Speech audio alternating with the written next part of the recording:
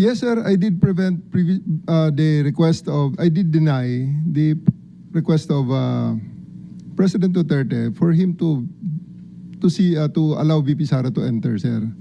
Kasi nga naman, sir, mag-alas 10 na yun, sir. And that is already around 12 hours after we first got him into custody. The VP has all the chances to be with the President earlier that day. We are expecting her. Actually, sir, mga alas 3 pa lang, may information na darating siya. And kung gusto talaga nilang pumasok, sir, pwede naman, sir, eh. Kasi hinadangan mo nga eh, di ba? Ma'am, sinundo ma'am sa loob ng Villamor. Sinabi nga ninyo na hinarang, di ba? Yes, ma'am. Ito, kasi mama, gabi na, matagal na.